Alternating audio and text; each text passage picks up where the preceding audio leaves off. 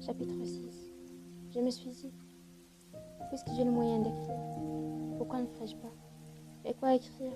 Écrire entre quatre murailles de pierre nues et froides, sans liberté pour mes pas, sans horizon pour mes yeux, pour unique distraction machinalement occupée, tout le jour, à suivre la marche lente de ce carré blanchâtre que le jeu de ma porte et découpe vis-à-vis sur le mur sombre. Et comme je le disais tout à l'heure, seul à seul, avec une idée de crime et de châtiment, de meurtre et de mort. Est-ce que je puis avoir quelque chose à dire, moi qui n'ai plus rien à faire dans ce monde?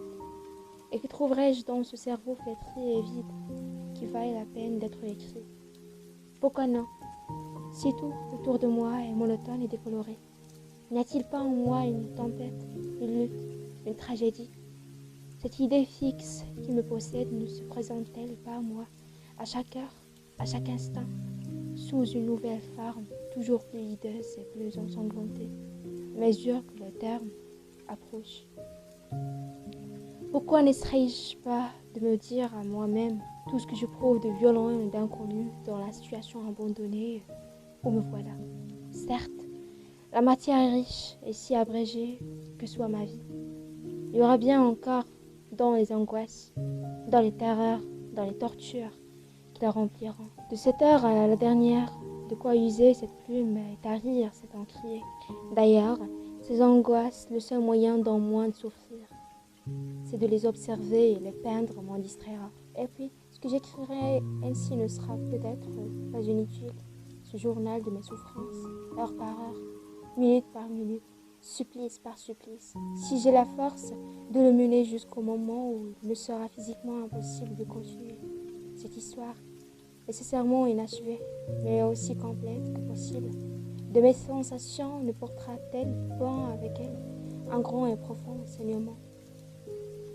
N'y aura-t-il pas dans ce procès verbal de la pensée agonisante, dans cette progression toujours croissante de douleur, dans cette espèce d'autopsie intellectuelle d'un condamné, plus d'une leçon pour ceux qui condamnent?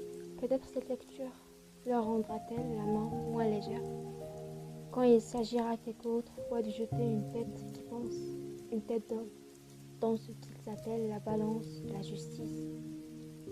Peut-être n'ont-ils jamais réfléchi, les malheureux, à cette lente succession de tortures que renferme la formule expéditive d'un arrêt de mort. Se sont-ils jamais seulement arrêtés à cette idée poignante que dans l'homme qui retranche, il y a une intelligence qui avait compté sur la vie, une âme qui ne sait point disposer pour la mort? Non, il ne voit dans tout cela que la chute verticale d'un couteau triangulaire, et pense sans doute que pour le condamner, il n'y a rien avant, rien après. Ces feuilles les détromperont, publiées peut-être un jour. Ils arrêteront en quelques moments leur esprit sur les souffrances de l'esprit, car ce sont celles-là qui ne soupçonnent pas, et sont triomphants de pouvoir tuer sans presque faire souffrir le corps. Et c'est bien de cela qu'il s'agit. Qu'est-ce que la douleur physique près de la douleur morale? Horreur et pitié, des lois faites ainsi.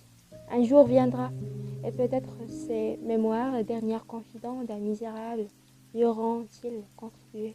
À moins qu'après ma mort, le vent me joue dans le préau avec ses morceaux de papier, suie et debout, ou qu'il n'aille poser à la pluie, coller en étoile la vitre cassée d'un guichetier.